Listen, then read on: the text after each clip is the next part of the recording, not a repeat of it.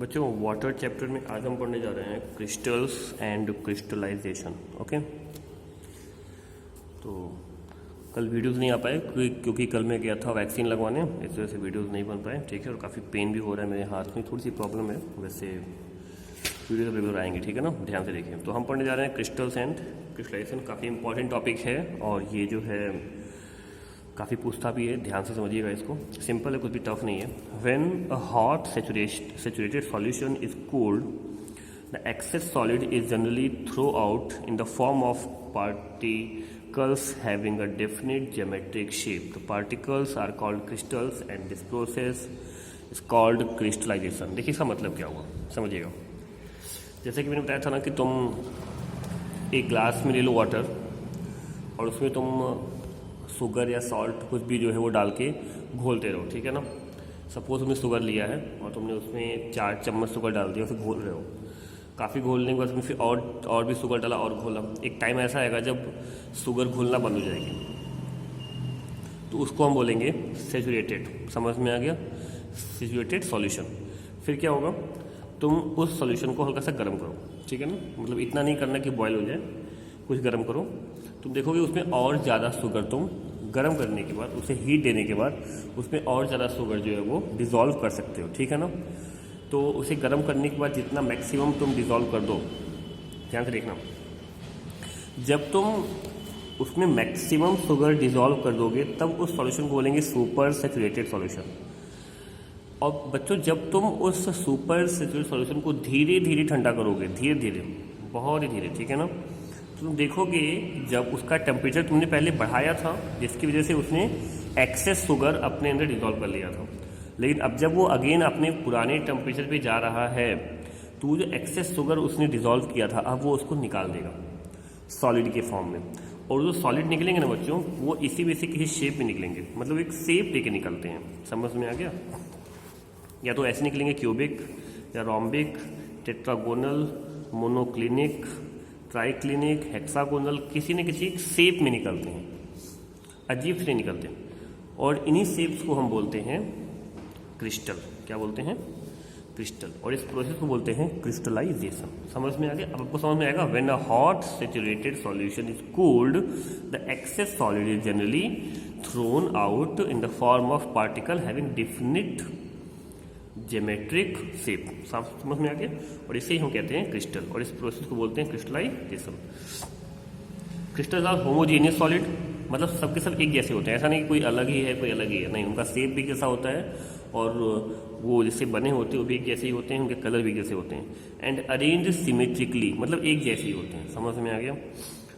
Crystal are bounded by plane surface meeting at sharp edge at definite angle to one another and have a regular definite shape. कहने का मतलब बिल्कुल एक जैसे होते हैं, उनका जो एक साइज है या शेप है वो बिल्कुल डिफिनिट होता है, एक जैसा होता है। समझ में आ गया?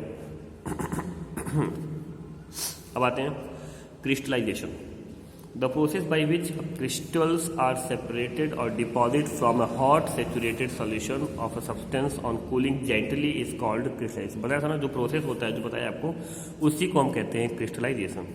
Conditions for crystallisation, a hot saturated solution should be cooled slowly followed by slow evaporation of the same. समझ में आ गया? मतलब सेचुरेटेड सॉल्यूशन को बहुत धीरे धीरे धीरे धीरे, इवन उसको ऐसे रख दिया जाता है, वो 2-3 दिन में धीरे धीरे गर्म ठंडा होता है, ठीक है ना, आराम से। Rapid cooling of hot saturated solution result in formation of amorphous solid instead of well defined crystal. मतलब अगर हमने को जल्दी से ठंडा कर दिया, उठा के रख दिया फ्रिज में, जल्दी से ठंडा कर दिया ना, रैपिड कूलिंग किया, तो जो हमको क्रिस्टल मिलेगा इस बार ना, वो ऐसा नहीं मिलेगा, वो एमॉर्फस मिलेगा। एमॉर्फस मतलब ऐसा कोई शेप नहीं है, बिल्कुल अजीब, कैसे पत्थर वत्थर होते हैं, अजीब शेप वाले, तो अजीब शेप मिलेगा। देखो, amorphous solid do not have a regular geometric shape and are not well defined, वो वेल डिफाइंड नहीं होते, ठीक है ना। Slow evaporation enhance concentration of the solute causing formation of well defined crystals. मतलब अगर हम स्लो एवोपरेशन करते हैं, धीरे धीरे उसको ठंडा करते हैं, तो हम देखते हैं कि वो एक वेल डिफाइंड क्रिस्टल बना के हमको देता है। समझ में आ गया? जो भी सॉलिड निकलते हैं वो वेल डिफाइंड क्रिस्टल के फॉर्म में निकलते हैं। बात समझ में आ रहा है? अब देखिए यहाँ पर एक एक्सपेरिमेंट है, प्रिपरेशन ऑफ क्रिस्टल, ठीक है ना। इस एक्सपेरिमेंट को मैं पहले समझाता हूँ आपको। एक्चुअली क्या किया गया है यहाँ पर हमारा कि NO3 का एक पोटेशियम नाइट्रेट का एक सेचुरेटेड सॉल्यूशन लिया गया है, ठीक है ना। सुपर सेचुरेट कह सकते हैं उसको आप।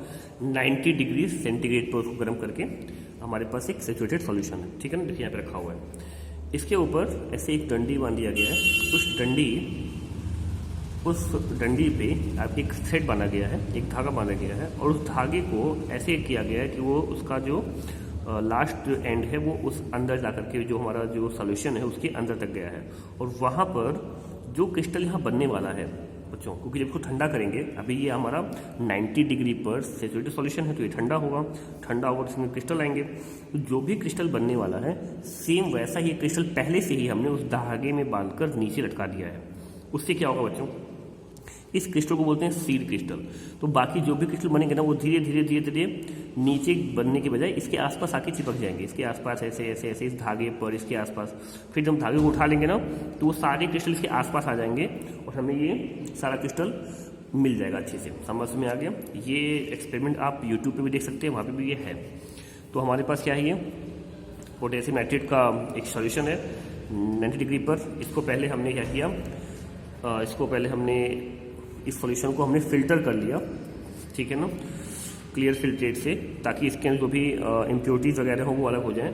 और फिर इसको हमने ऐसे एक पॉट में रखा, ठीक है ना, और वहाँ पर हमने एक डंडी लगा दी ऊपर से, जो कि अभी आई थिंक यहाँ पे लिखा होगा, a well form crystal then picked up and tied on the other end of the cotton thread. This crystal called seed crystal. जी हाँ, यहाँ पे लगा दिया गया है, which is suspended in a cooled saturated solution prepared above. जो भी ये ऊपर बनाया गया सॉल्यूशन को जब हम कूल करते हैं तो उस टाइम पे हम इसको इसमें यहाँ पे लटका देते हैं, ठीक है।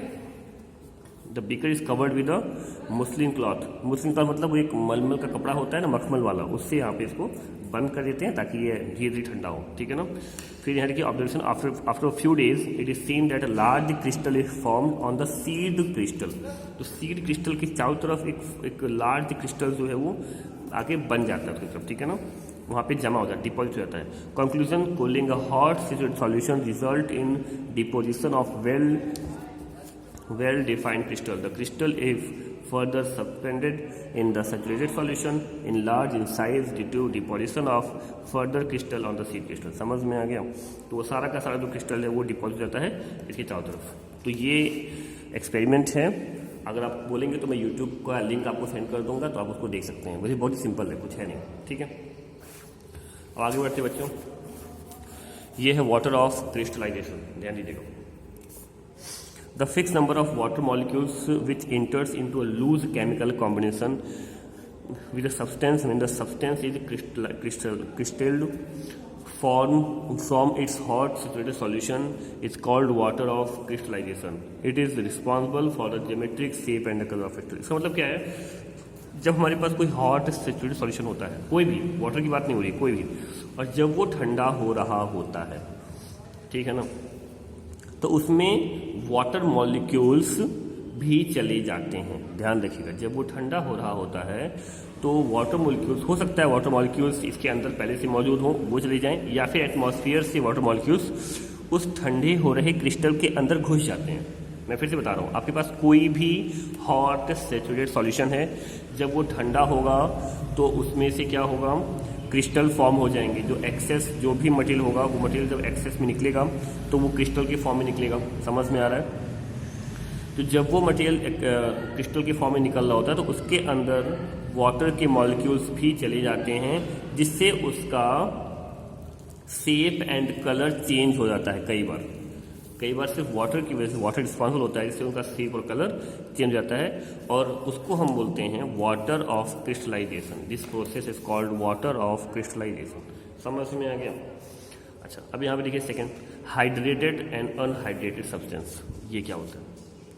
तो ऐसे सब्सटेंस जिनके अंदर वाटर के मॉलिक्यूल्स होते हैं, ठीक है ना, उन्हें हम हाइड्रेटेड सब्सटेंस कहते हैं। आप देखिए कॉपर सल्फेट दिया है CuSO4.5H2O, मतलब कॉपर सल्फेट के एक मॉलिक्यूल में वाटर के 5 मॉलिक्यूल हैं। .5H2O का यही मतलब है। समझ में आ गया। तो यहाँ पर कॉपर सल्फेट को हम बोलेंगे हाइड्रेटेड कॉपर सल्फेट। बात समझ में आ रहा है? अच्छा, यहाँ पे लिखा है अनहाइड्रस कॉपर सल्फेट। तो यहाँ पे देखिए, इसको जब हल्का सा गर्म करेंगे तो जो वाटर है वो अलग हो जाता है, तो कॉपर सल्फेट अलग बचा और वाटर अलग बचा, समझ में अलग हो गया, समझ में आ रहा है। तो देखिए, हाइड्रेटेड सब्सटेंस क्या है, contain fix number of water molecules as water of crystallisation in loose chemical combination with substances. समझ में आ गया। Example copper sulphate .5H2O। मतलब क्या रहा है कि अगर लूज केमिकल, देखो केमिकल कॉम्बिनेशन लूज होता है तभी उसके अंदर वाटर घुस जाता है। तो कभी भी अगर वाटर ऑफ क्रिस्टलाइजेशन हो रहा है तो हमेशा लूज केमिकल कॉम्बिनेशन में होता है, ताकि वाटर उसके अंदर एंटर कर जाए, ठीक है ना। और जब कोई ऐसा सब्सटेंस बनता है जिसके लूज केमिकल कॉम्बिनेशन के अंदर तो वाटर घुस जाता है, तो ऐसे पूरे उस सब्सटेंस को हम बोलते हैं हाइड्रेटेड सब्सटेंस। समझ में आ गया। और एनहाइड्रस क्या है, do not contain any fix number of molecules as water of crystallisation in loose chemical combination with a substance. जैसे यहाँ पर आपको KNO3 दिया हुआ है, समझ में आ रहा है। अभी देखो, ये हमारा एक एक्सपेरिमेंट है। बिफोर हीटिंग आपका देखिए कॉपर सल्फेट है .5H2O, समझ में आ गया। और बाद में इसको हल्का सा हमने गर्म किया तो देखा कि स्टीम के रूप में, भाप के रूप में और पानी की बूंद के रूप में इसका जितना भी वाटर है वो दो फॉर्म में निकल रहा है, गर्म होकर के भाप के रूप में, या फिर यहाँ पे वो टप टप टप करके सारा पानी गिर रहा है। और फाइनली जो बच रहा है वो क्या बच रहा है, वो आपका कॉपर सल्फेट बच रहा है, प्योर कॉपर सल्फेट। समझ में आ गया। यहाँ पे देखो, जब ये गर्म नहीं किया गया था तब ये ब्लू क्रिस्टल के फॉर्म में था, ठीक है ना। डिफिनिट ज्योमेट्रिक शेप था उसका, ठीक है ना। और उसका नेचर क्या था, क्रिस्टलाइन, मतलब क्रिस्टल था वो। और जब हमने उसको गर्म कर दिया, उसका वाटर ड्रॉपलेट निकल गया तो वाइट पाउडर बचा, मतलब अब वो क्रिस्टल नहीं रह गया। समझ, ऑफ एनहाइड्रस, मतलब उसके अंदर वाटर मॉलिक्यूल नहीं रह गया। नो ज्योमेट्रिक शेप, अब पाउडर के फॉर्म में आ गया तो कोई भी शेप में रह गया। और एमॉर्फस हो गया, मतलब कोई शेप ही नहीं है, उसी को एमॉर्फस कहते हैं। कोई फिक्स शेप नहीं है तो एमॉर्फस हो गया। बात समझ में आ गया। अब यहाँ पे कुछ हाइड्रेटेड क्रिस्टल्स दिए हुए हैं, ये इनका कॉमन नेम दिया हुआ है, इनका फॉर्मूला दिया हुआ है, इनका नेम दिया हुआ है। ये नेम दिया है, ये डाईहाइड्रेट, ट्राईहाइड्रेट। डाईहाइड्रेट का मतलब उसके अंदर देखो वाटर के 2 मॉलिक्यूल्स हैं, ट्राईहाइड्रेट वाटर के 3 मॉलिक्यूल्स हैं, टेट्राहाइड्रेट वाटर के 4 मॉलिक्यूल्स हैं। तो ये कितने मॉलिक्यूल्स हैं वो दिया हुआ है। हाइड्रेट का मतलब वाटर के मॉलिक्यूल्स, डाई मतलब 2, ट्राई मतलब 3, टेट्रा मतलब 4, पेंटा मतलब 5, हेक्सा, हेप्टा, ऑक्टा, नोना, ये सब है। इसे समझते हैं आप। ये इनके कॉमन नेम है, इनका फॉर्मूला है। और यहाँ पर कुछ एनहाइड्रस क्रिस्टल दिए हुए हैं जिनके वाटर ऑफ क्रिस्टलाइजेशन जो है वो नहीं होता है इनके साथ। समझ में आ रहा है। तो इसको आपको सिंपली लर्न करना है, एग्जाम में पूछ सकता है। आई होप समझ में आ गया होगा, ठीक है। चलिए बच्चों, नेक्स्ट हम पढ़ते हैं एफ्लोरेसेंट एंड डेलिक्विसेंट सब्सटेंसेस, ठीक है ना। तो ये काफ़ी इंपॉर्टेंट है, ध्यान दीजिएगा। और बहुत ही सिंपल है, कुछ भी खास नहीं इसमें। देखिए बच्चों, crystalline hydrated salts which on exposure to the atmosphere lose their moisture, water of crystallisation partly और कंप्लीटली टू द एटमॉस्फेयर। मैं समझाऊँ आपको। सपोज तुम्हारे पास एक गीला कपड़ा है, ठीक है ना। उस गीले कपड़े को तुम धूप में रख दो या नॉर्मली ऐसे ही रख दो कहीं पर, ठीक है ना, घर में या कहीं पर। तुम देखो कुछ टाइम बाद उसके अंदर का जो गीलापन है वो चला जाएगा, ठीक है। 1 सेकेंड, काफ़ी शोर हो रहा है बाहर, सॉरी फॉर दिस। तो मैं क्या कह रहा था कि अगर आपके पास कोई गीला कपड़ा है उसको आप रख दो, कहीं पे भी रख दो, तो आप देखेंगे कुछ देर में उसका जो गीलापन है वो धीरे धीरे क्या होगा, वो एटमॉस्फेयर में उड़ जाएगा। समझ में आ गया। तो ऐसा ही चीज़ होता है क्रिस्टलाइन हाइड्रेटेड सॉल्ट के साथ। कुछ ऐसे सॉल्ट जिसमें वाटर के क्रिस्टल होते हैं, मतलब वो क्रिस्टल फॉर्म में होते हैं और वाटर के मॉलिक्यूल्स होते हैं। समझ में आ गया।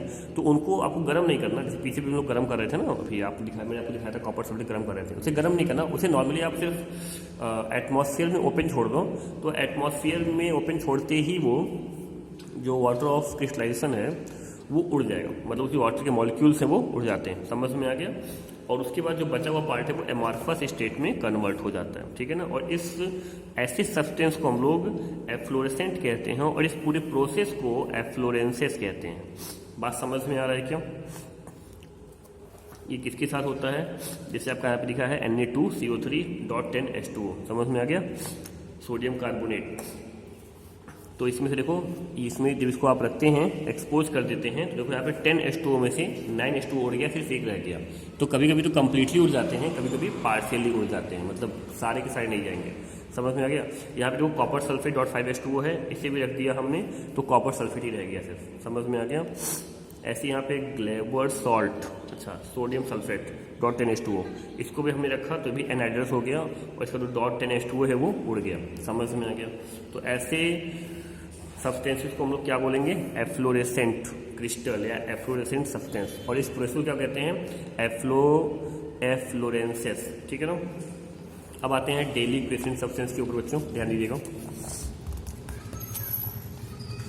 The term water soluble salt which on exposure to the atmosphere absorb moisture from the atmosphere। मैं आपको एक अच्छा सा एग्जांपल दूं, तुम कभी कभी फ्रिज से ना एक न्यू पानी की बोतल निकालो एकदम चिल्ड ठंडा, और तुम उसको बाहर एटमॉस्फेयर में रख दो, तुम देखोगे ना कुछ देर के अंदर उस बॉटल के चारों तरफ वाटर के मॉलिक्यूल्स आ जाते हैं। मतलब वो पानी का बॉटल बिल्कुल ड्राई होता है बाहर से, अंदर तो पानी होता ही है ठंडा पानी, लेकिन जैसे ही आपने उसको रखा ना रूम के अंदर, उस बॉटल के ऊपर चारों तरफ से पानी की बूंदें आ जाती हैं। आती कि नहीं आती हैं? क्यों? क्योंकि जितने भी वाटर के मॉलिक्यूल्स बाहर मौजूद है वो उसके ऊपर आके जम जाते हैं। सेम चीज़ यहाँ पे है कि ये बाहर से मॉइस्चर ले लेता है। समझ में आ गया? देखो, water soluble salt which on exposure to atmosphere absorb moisture from the atmosphere, वो एटमॉस्फेयर से मॉइस्चर एब्जॉर्ब करते हैं।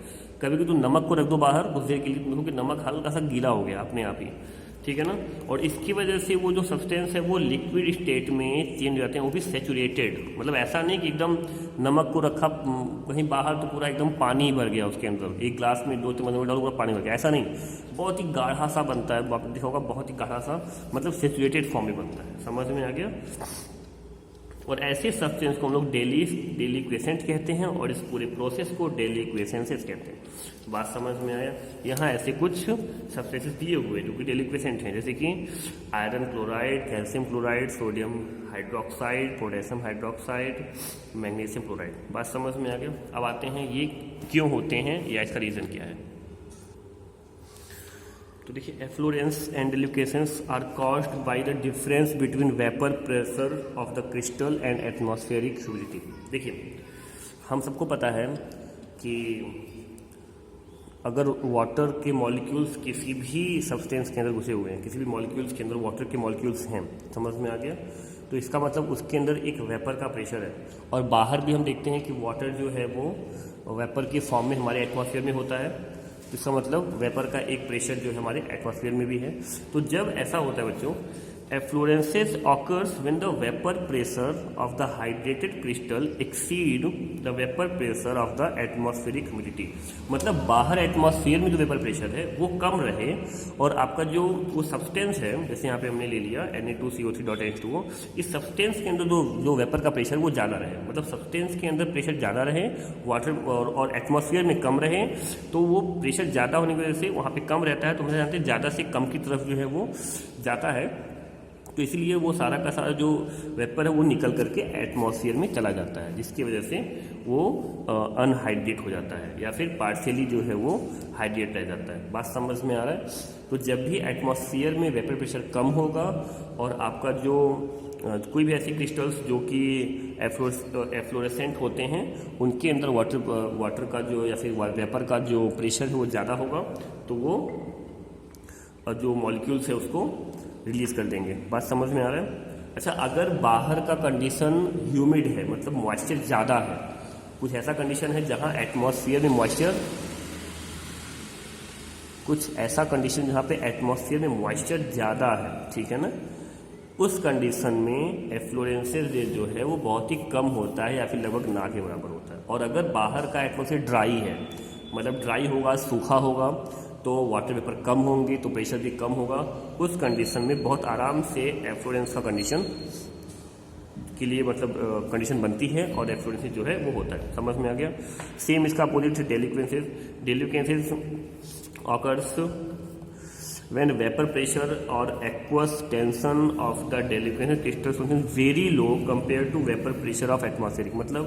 मतलब इस बार सब्सटेंस के अंदर जो वेपर प्रेशर है, या जिसे हम लोग एक्वस टेंशन भी कहते हैं, टेंशन मतलब इस तरह का फोर्स या प्रेशर समझ लो आप, ठीक है ना, तो वो भी जो है वो बहुत कम होता है और बाहर जो है एटमॉस्फेयर में बहुत ज़्यादा होता है। तो अगर बाहर वेपर का प्रेशर बहुत ज़्यादा है और अंदर काफ़ी कम है तो ज़्यादा से कम की तरफ ही जाता है।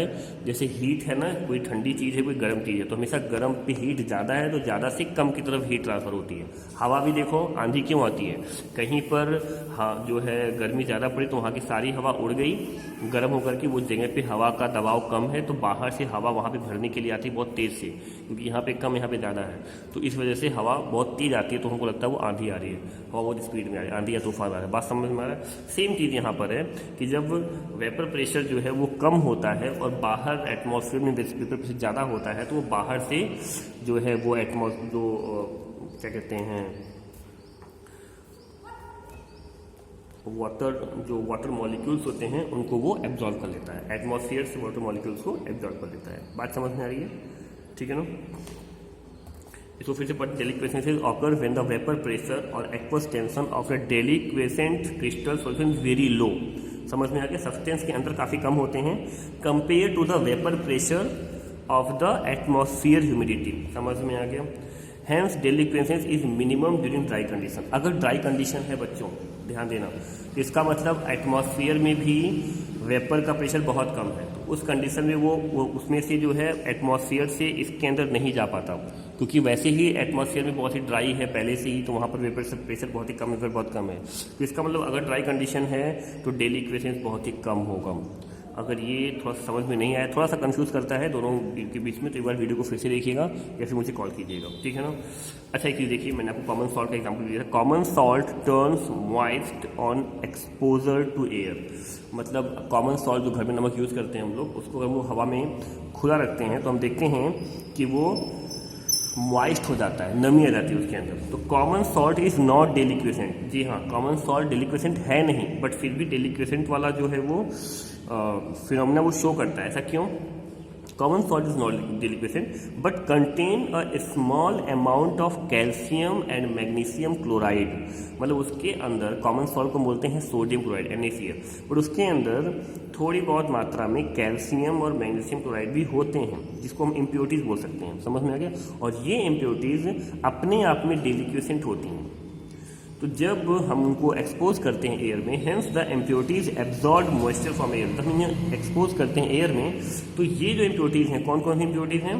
कैल्शियम एंड मैग्नीशियम क्लोराइड, ये एयर से मॉइस्चर को, या कह सकते हैं वाटर मॉलिक्यूल्स को एब्जॉर्ब कर लेती हैं, और जिसकी वजह से वाटर मॉलिक्यूल जैसे ही उसमें आ जाता है तो पूरा का पूरा जो है वो नमक मॉइस्ट रहता है, turning common salt sticky and wet. Sticky मतलब चिपचिपा, वेट मतलब गीला, एक उस टाइप का। समझ में आ गया? जैसा आप देखते होंगे, तो इस वजह से ऐसा होता है। ठीक है बच्चों,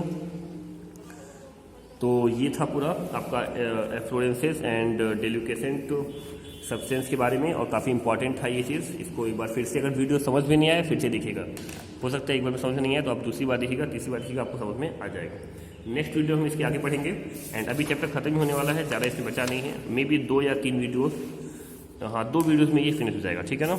तो इसको देखिएगा, अगर समझ में नहीं आया